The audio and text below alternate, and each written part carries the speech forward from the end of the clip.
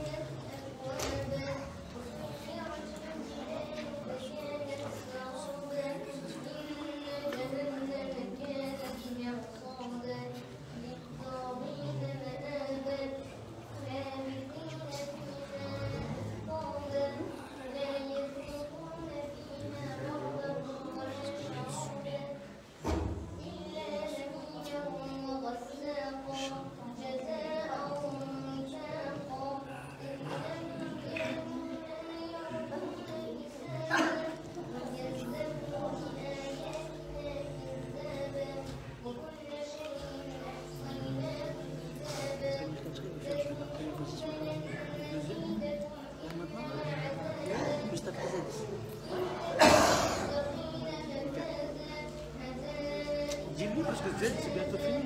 Mais Z c'est juste après. Mais c'est juste un poème.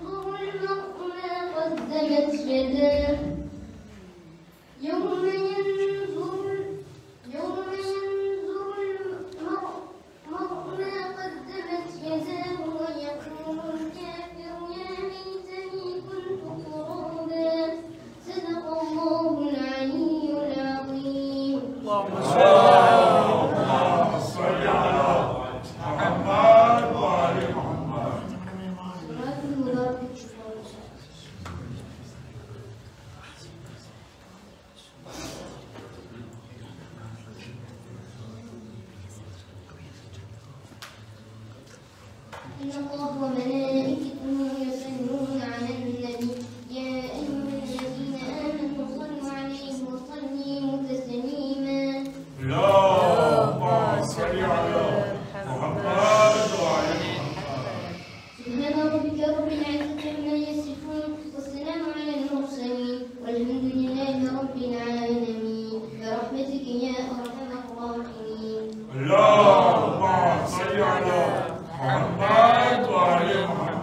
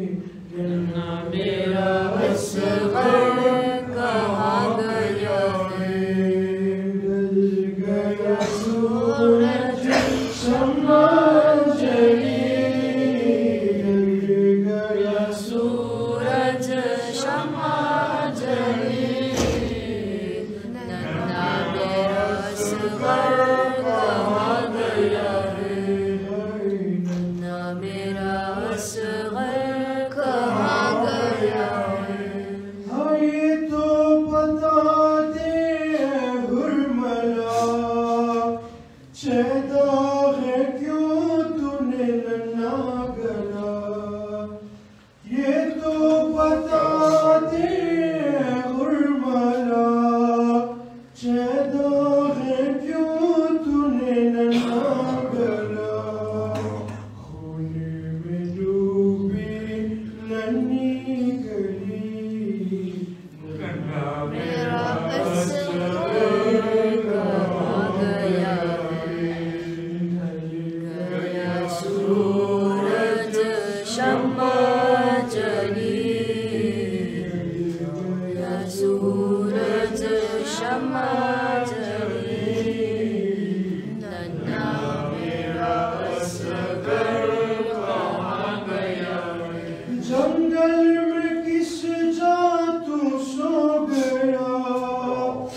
झूला है खाली है महला का, जंगल में किस जा तू सो गया, झूला है खाली है महला का, किसको झुलाए अम्मा तेरी, किसको झुलाए अम्मा तेरी, मेरा असगर कहाँ गया रे, मेरा असगर कहाँ गया रे, जल गया सूरज शम्मा जली, मेरा असगर कहाँ गया रे।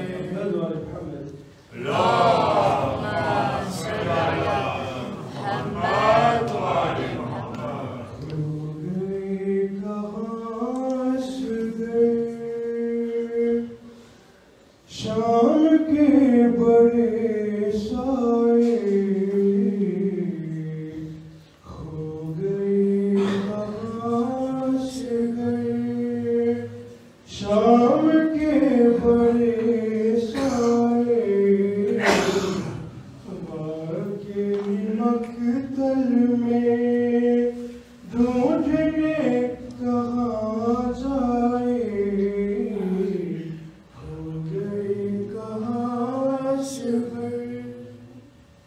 गोद उजड़ गई मेरी, जल गया तेरा झूला,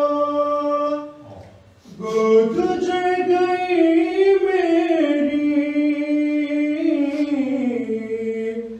जल गया तेरा झूला, अब किसे झुलाए माँ, हाय किसको बहलाए, हो गए कहाँ असगर, जब से तुम गए बेटा, कि साए में बैठी, जब से तुम गए बेटा, साए मन में बैठी, मौत आ गए मुझको, लौट कर न तुम आए, हो गए कहाँ से गए, शाम के बड़े साए माँ के मक्तल में ढूंढने कहाँ जाए, कहाँ असगर।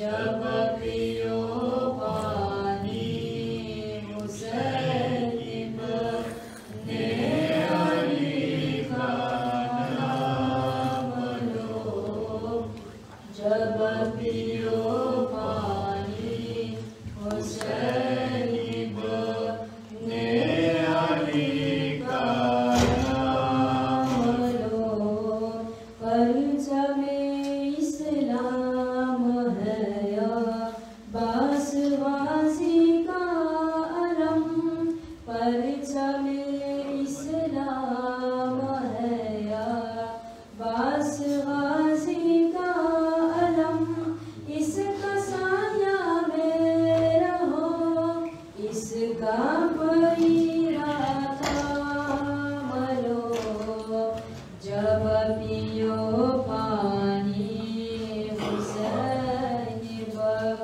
ने अली का नाम लो जब पियो पानी हुसैन ने अली का नाम लो जब पियो पानी हुसैन ने अली का नाम लो सलवात اللهم صل على محمد وعلى محمد.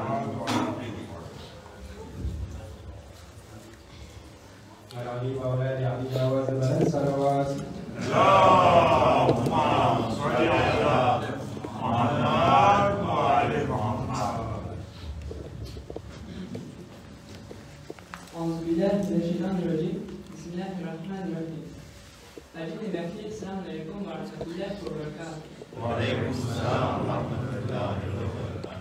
معدل الشباب تفكير فيش كويس فرم مجمع فرزو وتفكير فرنسي زمان ما فيش كويس كان في ما جازا وقرا شديدة تو سالو كلامك أكثر سكايما من صادق عليه السلام اللهم صل على محمد وعلى محمد. nous dit que lors de la visite de notre deuxième imam, Mohamed Mahdi Sahib al-Zaman,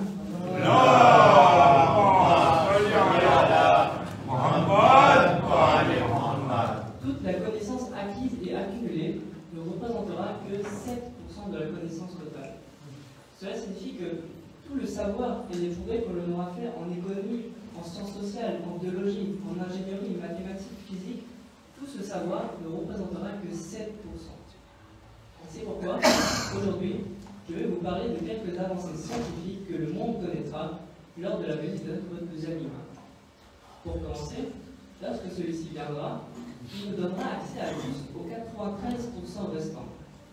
Et c'est ainsi qu'il procédera. Il n'utilisera pas la magie ni les miracles pour parvenir à son but, qui est de venger la tragédie de Golbala. Non, il le fera par la science et le savoir, et à l'aide de ses disciples. Une première avancée nous est expliquée par notre cinquième imam, Mohamed Baqir alayhi salam,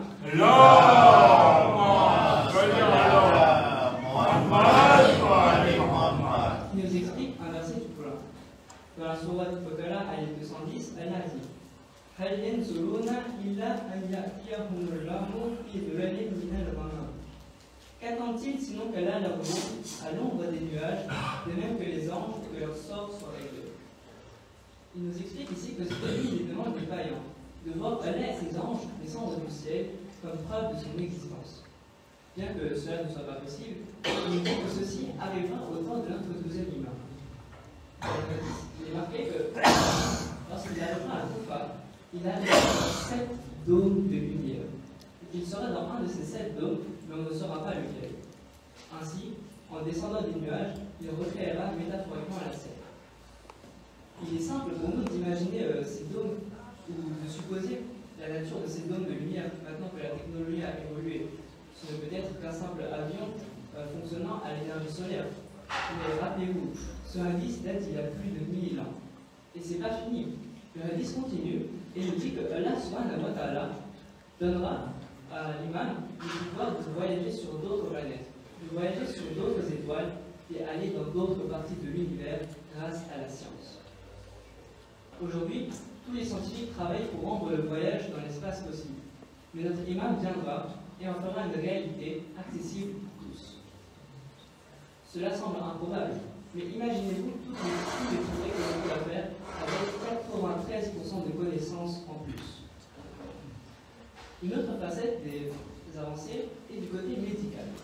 Un indice de notre quatrième imam, Zayn alayhi salam, Allahumma salli ala Muhammad wa ali Muhammad wa nous dit que des remèdes seront trouvés pour toutes les maladies, que ce soit le cancer, le fait d'être aveugle, sourd, des maladies comme la maladie de Parkinson, des problèmes héréditaires, toutes ces maladies auront un remède. Il ne nous donne pas plus de détails, mais cela nous montre que dans le futur, la médecine aura triomphé et que le seul obstacle qui restera à l'humain et ne sera que la mort. Et c'est aussi la raison pour laquelle notre imam n'acceptera aucun malade dans son gouvernement, comme vous l'avez peut-être déjà entendu. Une dernière avancée nous est dite par notre sixième imam. Celui-ci nous dit que lorsque l'imam des Zamana se soulèvera et établira son gouvernement, Allah subhanahu wa ta'ala améliorera à nous tous nos sens naturels. C'est-à-dire qu'il développera notre ouïe, il développera notre vue, et par exemple, nous pourrons écouter le discours de notre imam alors même qu'il se situe à plus de 20 km de là où il est, et on pourra le voir d'ici. Cela dépassera de très loin les technologies que l'on connaît actuellement avec le téléphone et les écrans. Et d'autres hadiths nous disent même que quelqu'un de l'Est verra quelqu'un de l'Ouest comme s'il était juste devant lui, sans l'aide d'aucun appareil. Encore une fois, il est un peu plus aisé pour nous de nous imaginer ces technologies, mais ces hadiths datent d'il y a plus de 1000 ans. De nombreux faits ont déjà été prédits par l'islam, et j'aimerais vous citer un exemple très important. Dans la sourate 51, ayat 47, Allah dit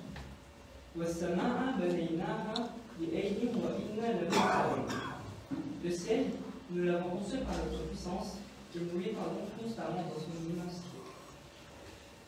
Ce verset se réfère à l'expansion de l'univers, qui est un fait qui a été vérifié vers 1940 par l'astronome Edwin Hubble. Rapidement, celui-ci voit que toutes les galaxies s'éloignent les unes des autres et conclut que l'univers est en expansion. Mais voilà, cet exemple illustre le fait que la science moderne, aussi complexe soit-elle, ne vient que vérifier les ayats du Coran qui ont été écrits 1400 ans auparavant. Et cet exemple témoigne du fait que les enseignements de l'islam ne relèvent pas du hasard, mais témoignent bien d'un véritable savoir omniscient. Salut. Allahumma salli ala